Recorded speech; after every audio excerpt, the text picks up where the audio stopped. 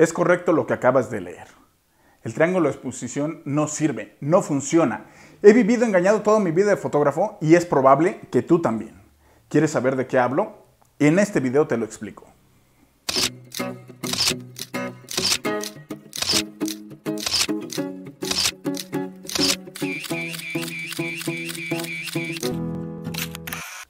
Y es que en realidad hemos comprendido mal los conceptos que nos manejan como triángulo de exposición y por ende no los utilizamos como se debiera. Todo esto porque nos han dicho durante años que debemos utilizar el exposímetro de nuestra cámara y llevarlo al centro, al cero. Incluso yo mismo lo he enseñado en este video. Pero recientemente he descubierto que esto va mucho más allá. Este triángulo es solo la punta del iceberg. Es más, me gusta ese término, el iceberg de la fotografía. En primer lugar, debemos olvidarnos del exposímetro por un momento para poder pensar más allá, en la composición de nuestra foto. ¿Cómo queremos que se vea?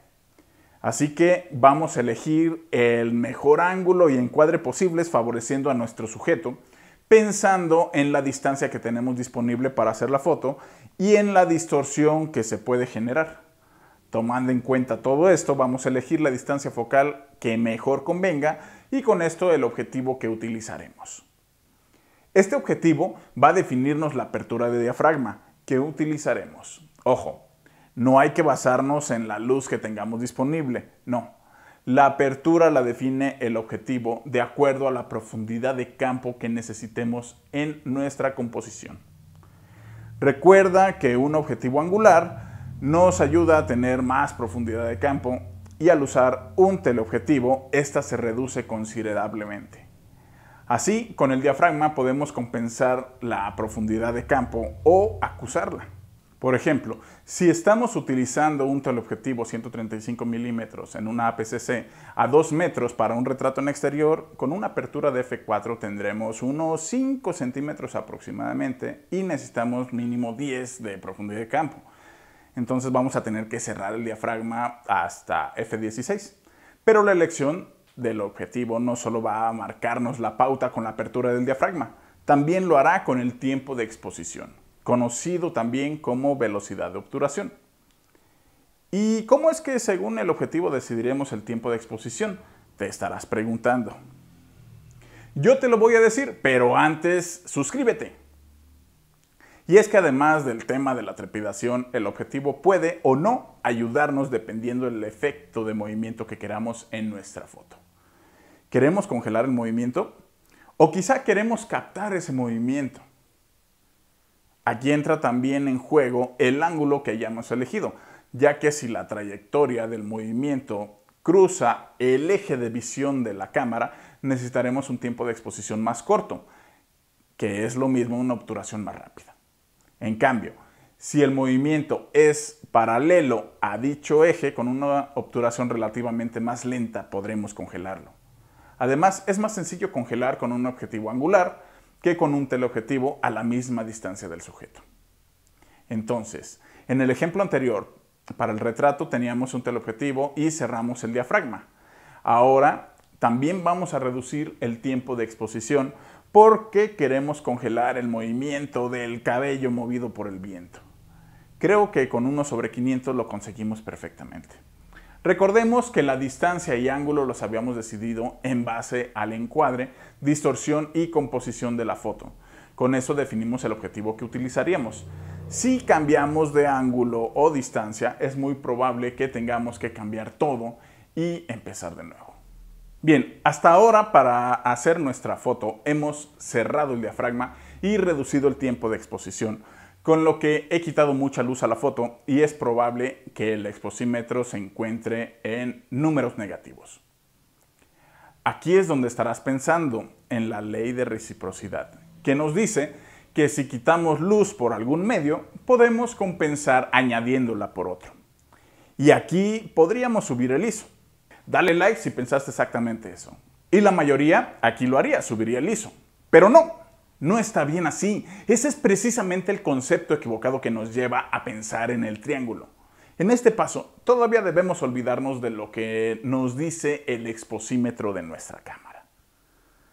Aquí debemos regresar a pensar en nuestra composición y definir una iluminación que sea acorde. ¿Qué tanto contraste queremos entre luz y sombra? ¿Mucho? ¿Poco? ¿Qué clave tonal nos funciona mejor para el contraste que decidimos? ¿Será una clave baja? Seguramente tendremos muchos tonos oscuros en los que queremos conservar detalle. O al contrario, ¿queremos los detalles de tonos claros con una clave alta?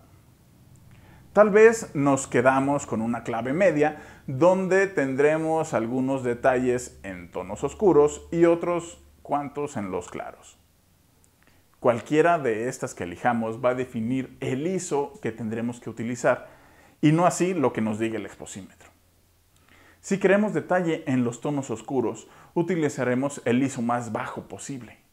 Si queremos el detalle en los claros, vamos a subir el ISO. Y si vamos a dar prioridad a los tonos medios con detalle promedio entre luces y sombras, entonces un ISO medio. Regresamos al ejemplo del retrato. Cerramos el diafragma, reducimos el tiempo de exposición, además estamos en un espacio con sombra y según el exposímetro tenemos poca luz. Pero no vamos a poder subir el ISO porque queremos una clave baja con nuestra foto llena de detalle en los tonos oscuros. Así que en lugar de subir el ISO, lo vamos a reducir al mínimo, ISO 100. Ya tenemos definidos los parámetros que necesitamos para hacer nuestra foto. Ahora sí vamos a ver la luz que se requiere con ayuda del exposímetro. Solo hay que recordar que existen varios tipos de medición y cada uno puede darnos una lectura diferente. Así que de acuerdo al tipo de iluminación que elijamos, vamos a seleccionar la medición. En nuestro ejemplo tenemos una clave baja con predominancia de tonos oscuros. La medición puntual nos dará una lectura más exacta. También hemos decidido que la foto tenga algo de contraste, así que debemos de tener cuidado en qué parte de la escena medimos. Hay que recordar que el exposímetro intenta llevar el tono que medimos al gris neutro para darnos la lectura en 0. Si tomamos la medición en el color más claro, este lo verá como gris neutro y nos pedirá quitar luz, dando como resultado una foto subexpuesta. Si tomamos la medición en un color más oscuro, ocurrirá lo contrario, quedando una foto sobreexpuesta. Lo ideal sería medir sobre un tono neutro, un tono medio, para que nos dé una lectura correcta, pero recordemos que el ejemplo es de una clave baja, por lo que las zonas más claras de la imagen no deben llegar al blanco total. Entonces, si medimos en un tono medio, quizá queramos dejarlo un poquito subexpuesto, ayudándonos del exposímetro, pero no llevándolo al 0, sino dejándolo en la subexposición que necesitemos, 1/3, 2/3, un paso. Si hiciéramos una clave alta, sobreexpondríamos. Si hiciéramos una clave media, entonces sí nos iríamos al 0. Se me ocurre que quizá podríamos exponer con el sistema de zonas de Ansel Adams, pero ya es tema para otro video. Ahora que sabemos cómo vamos a medir y dónde debe de estar nuestro exposímetro, vamos a ver la luz que tenemos disponible. Hay que tener mucha suerte para que haya la luz perfecta. Lo más seguro es que no y tengamos que modificarla. Hay que decidir si vamos a trabajar con luz continua, ya sea natural o artificial, con flash o mezclando alguna de estas. Si trabajamos con luz artificial, ya sea continua o flash, es sencillo disminuirla o aumentarla. Simplemente regulamos la potencia o añadimos más fuentes de luz. El problema comienza cuando trabajamos con luz natural. Si tenemos mucha, una opción es utilizar filtros de densidad neutra. Pero si tenemos poca luz, tendríamos que elegir quizá otra hora del día o combinar luz natural con luz artificial.